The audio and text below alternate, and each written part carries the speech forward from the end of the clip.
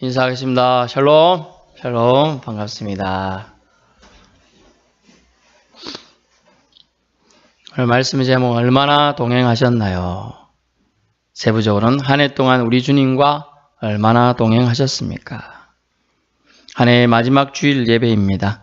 주님의 인도하심과 은혜를 함께 되새겨 볼 수 있길 원합니다. 올해 초 우리 그리스도인은 어떤 마음으로 한 해를 시작합니까? 대부분 한 해 동안 소원을 하나님께 기도드렸을 것입니다. 이루어진 것도 있고 이루어지지 않은 것들도 있었을 것입니다. 저는 새벽마다 성도들이 기도 제목을 가지고 기도할 때 올해 마지막 부분이어서 점검해 보았는데요. 이루어진 사람들도 있고 이루어지지 않은 사람들도 많은 걸 보게 되었습니다. 그에 앞서 우리가 하나님 앞에 우리는 기도 제목을 성취 여부에 앞서서 하나님 앞에 약속드린 것이 있을 겁니다. 그것들이 잘 이루어졌는지 점검해 보는 시간이 또한 되었으면 좋겠습니다. 예를 들어보면 성경을 일독하겠다든지 공예배는 빠지지 않겠다고 약속했다든지 하나님께 구별하여 드려야 될 것을 어떤 이유이든지 모르지만 꼭 구별하여 드려야 될 것을 잊어버렸는지 또는 누락했는지 이 모든 것을 종합하여 생각해 보아야 합니다. 본문 말씀은 짧지만 아주 중요한 원리를 우리에게 다시금 되새겨 줍니다. 첫 번째는 내가 누구인지를 알아야 한다는 거죠. 정체성 문제죠. 정체성, 내가 누구일까? 제가 예전에 우스갯소리를 말씀드렸는데 세상은 딱 두 부류의 사람이 있다. 나를 아는 사람과 나를 모르는 사람. 그렇게 얘기했는데 내가 누구인지 아는 사람, 내가 누구인지 모르는 사람. 그래서 히라의 철학자들 중에 소크라테스는 너 자신을 알라라고 말한 말을 인용해서 제자들을 양육하기도 했죠. 나는 주체가 아니라는 것이 성경의 사상입니다. 나는 주체가 아니다. 주인이 아니다. 가지임을 인지하고 살아왔느냐라는 거죠. 즉 내가 누구의 사람인지 누구를 위해 지금 이 자리에 있고 살고 있는지 나는 누구인가라는 거죠. 나는 누구인가. 나는 또는 우리의 주님을 알고 살았나요? 내가 포도나무가 아님을 나는 가지입니다라고 고백하며 살았습니까? 저는 포도 농사를 짓는 부모님을 모시고 어릴 때 살아왔습니다. 그러다 보니 포도나무에 들어 풍물이 만만찮죠. 저도 농사도 많이 짓고 내년 되면 가장 수출이 좋은지 또 가지가 언제쯤부터 굵어지는지 그 나무처럼 돼버리는지 그런 것도 알고 있는데요. 가끔 가다 보면 우리가 접붙임을 하는 경우가 있어요. 좀 약한 나무인데 또 강한 나무 가지를 잘라갖고 와서 붙이는 경우도 있고요. 나무는 강한데 약한 가지 걸 잘라가지고 갖고 와서 붙이는 경우도 있어요. 그런데 거기 붙을까? 이런 생각을 해보는데 붙더라고요. 붙고 어느새 거기서 작은 순이 나고 포도 열매 작은 것들이 달려요. 참 신기하죠. 근데 오늘 우리가 알 수 있는 것은 우리는 원가지가 아니에요, 사실은. 우리는 이방인이고 곁가지입니다. 곁가지.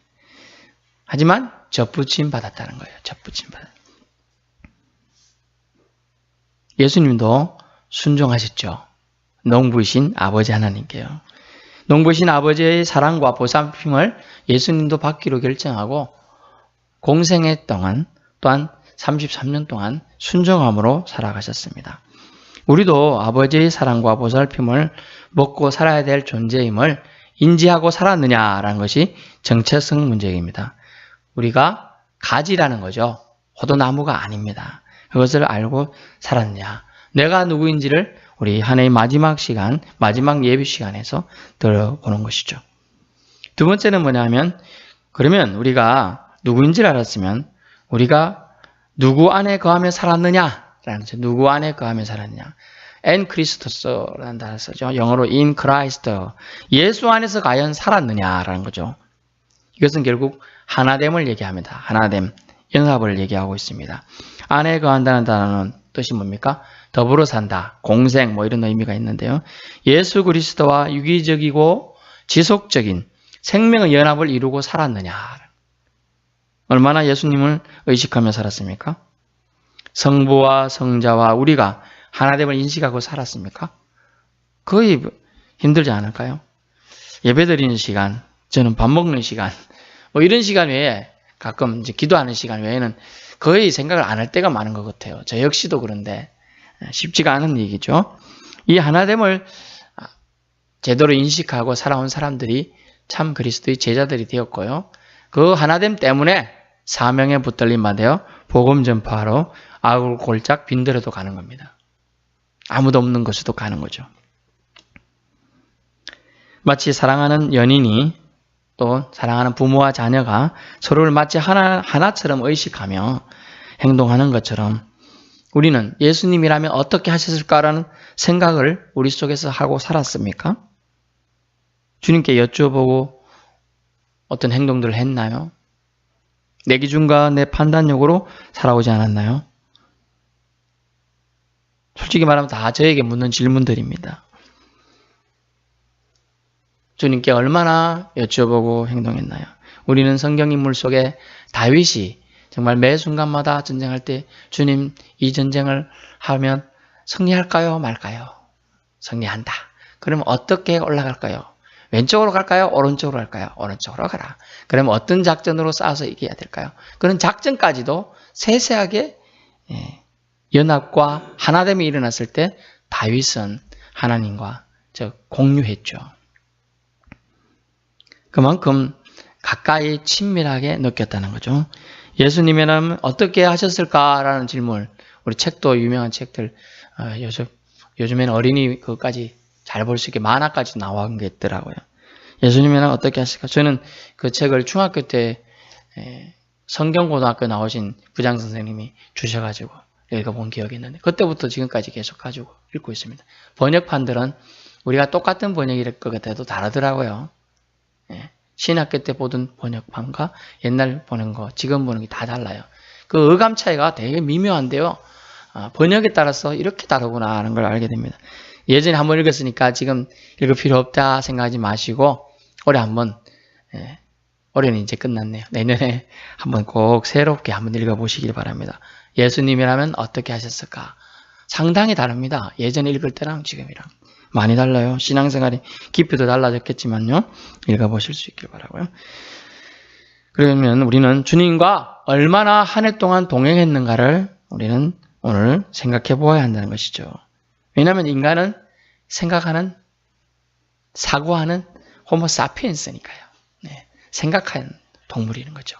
생각을 하지 않는다면 일반 동물과 비교할 할 필요도 없는 것입니다. 내가 주도적으로 살아가고 있지는 않았는가 생각해 보아야 하고, 왜냐하면 내가 인생의 주인이 아니기 때문이에요. 그것만 인정해도 여러분은 이미 90% 하나님이 사람을 인정받고 붙들림 받아요 손에 쓰임 받으려고 하는 겁니다.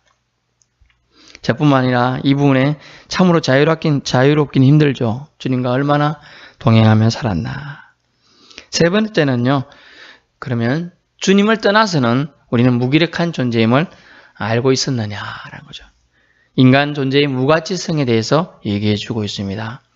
5절 끝부분에 나를 떠나서는 너희가 아무것도 할 수 없음이라 라고 얘기했습니다. 나를 떠나서는 포도나무에 붙어 있어야 의미 있는 존재로 살게 되는 거죠. 접붙임 받은 원가지도 아닌 격가지가 우리가 가지가 자기가 열매 맺는 것 같아도 나무가 공급해 주지 않으면 영양분이 올라가지 않습니다. 물이 올라가지 않는 거예요. 그러므로 나는 아무것도 아닌 존재임을 깨닫고 살았나 되돌아보아야 한다는 것이죠.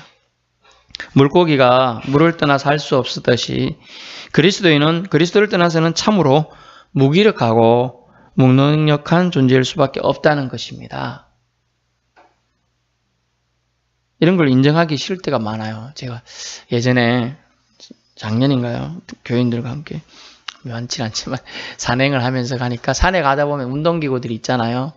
턱걸이가 있고 이렇게 평행봉도 있고 평행봉 이제 옛날 생각에서 이렇게 올라가긴 했습니다. 점프해가 탁 올라가서 이게 하려는데 한 개가 잘 안 되는 거예요. 한 개가 깡따구로 한 개 했습니다. 2개 하는 게 사모가 쳐다보면서 무리하지 마 그러더라고요. 무리하지 마.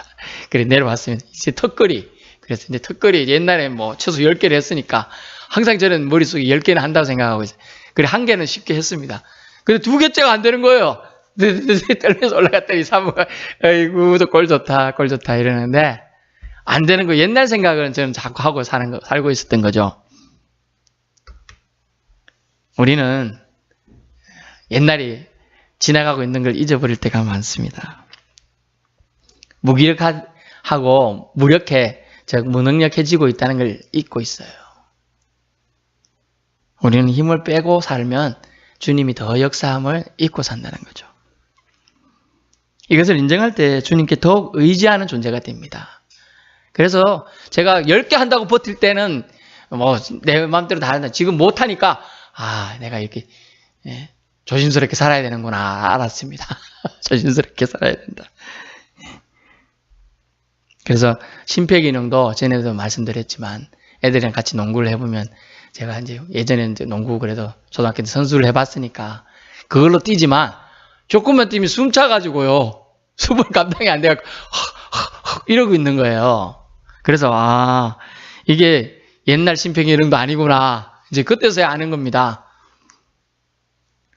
그래서 우리는 우리의 연약함을 인정할 때 우리의 연약함을 통해서 더욱 강해지는, 더 강하게 역사하시는 하나님을 만날 수 있다는 걸 깨닫게 된다는 겁니다. 또한 깨달을 수 있기 바랍니다.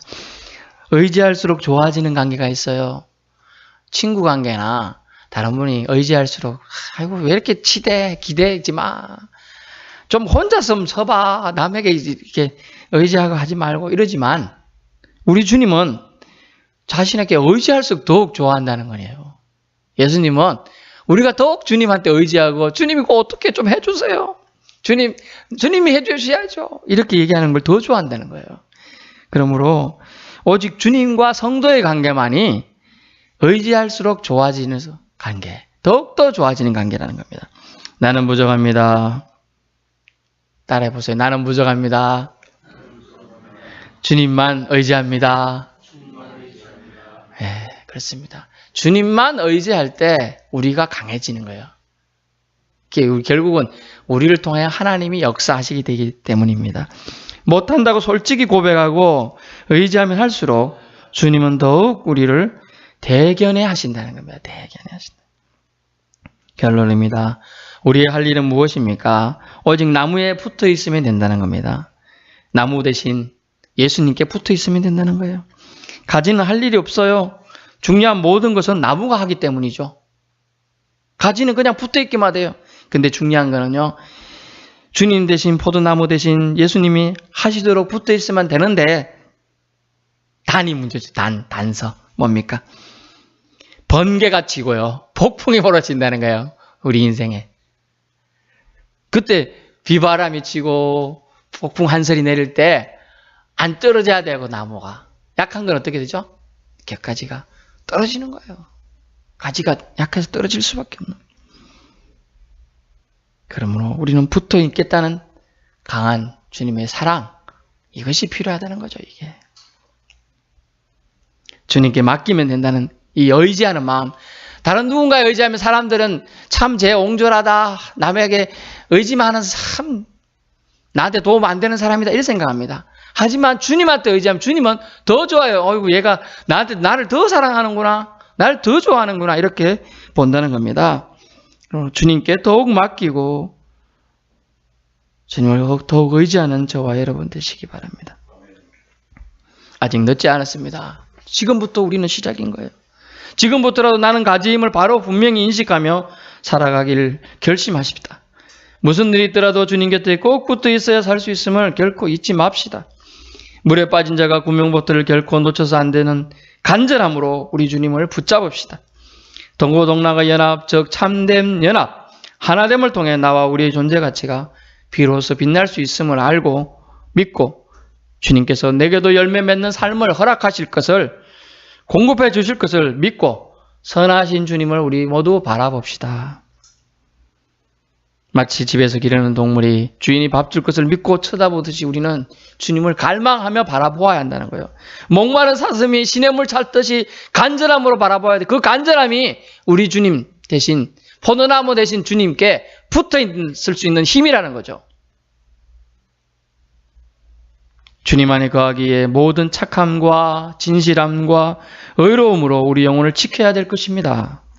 주님의 보호막 안에 있어야 태아가 엄마 뱃속에 편안함 느끼듯 걱정 근심 없이 그곳에 지내듯 모든 좋은 것을 우리도 누릴 수 있게 된다는 것입니다. 두 사람이 있었습니다. 두 사람 모두 다 중요한 약속이 있었어요. 아주 중요한 계약을 앞두고 있었습니다. 그날 밤에 전날 밤에 둘 다 계획을 지었습니다. 내일 몇 시쯤 출발해서 가가지고 그 계약을 체결해서 회사에서 인정받아야겠다. 근데 앞불사 그 다음날 둘 다 약속에서 실패를 하게 돼요. 그 계약을 놓쳐버리게 됩니다. 둘 다 어찌 됐느냐 하면 두 분 다 계획을 짜고 잠을 잤습니다. 그러나 한 사람은 나갈 때 버스 시간이 제때 오겠지 하고 딱 맞춰서 나갔습니다. 그래서 버스가 제때에 안 왔죠. 그래서 늦게 가서 계약을 못했습니다. 또 한 사람도 둘 다 계획을 실패했는데 이 사람은 버스 시간이 이 시간이니까 내가 치고 이 시간이 나가야 되겠다 하고 나갔습니다. 근데 버스가 연착을 하는 거예요. 많이. 그래서 못한 거예요. 그래서 집에 돌아와서 둘 다 계약을 실패했던 건 똑같습니다. 한 사람은 이렇게 말해서 내가 계획 짰는데 이렇게 안 되다니 난 정말 안 되는 사람인가 하고 고민하고 그냥 락다먹어 있어요. 그런데 한 사람은 내가 버스 시간을 확인하고 그 앞서서 나갔는데 안 됐지만 버스가 이렇게 늦게 올 수가 있다니 놀랍다. 다음부터 버스 늦게 올 수도 있다는 것까지 감안해야 되겠다 라고 계획을 짰다는 거예요. 제가 말씀드리는 건 뭡니까? 우리 인생은 과정이라는 거죠. 천국 가기 위한 과정으로 인생을 하나님이 주셨습니다. 그럼 이 과정에 실패할 수도 있고 굴곡이 있을 수도 있는 거예요. 결과는 천국 가면 되는 거죠. 근데 이 과정 속에서 하나님은 중심을 보신다는 거예요. 사람들의 중심을 보시는 하나님께서 최선이라는 과정으로 나왔느냐, 정말 미묘하지만 그 차이를 너희들이 알고 느끼면서 최선을 다했느냐는 걸 본다는 겁니다. 올해 마지막 날이 인생의 마지막이 아님을 우리는 이 순간 감사해야 될 거예요. 어떻게 보면 이 마지막 날이 여러분의 인생의 마지막 날이라면 어떡할 겁니까? 이 순간 우리는 감사를 드려야 한다. 아직 우리에게 내일이 또 있으니까요. 그렇지만 그 내일이 반드시 저와 여러분만의 내일이 아닐 수 있음도 알아야 한다는 거예요. 반드시. 그날이 저는 내일이 있다고 지금 선포합니다만 내일이 저와 여러분에게 없을 수도 있다는 것도 알아야 한다는 거예요. 그러면 어떻게 해야 되겠어? 오늘 지금 이 시간 now and here 바로 지금 여기에서 우리는 믿음의 결심으로 나아가야 한다는 겁니다. 그래야 여러분 얼마나 동행하셨습니까? 라는 하나님이 우리에게 던져주는 이 과제의 질문에 응답해 갈 수 있다는 겁니다. 기도하겠습니다.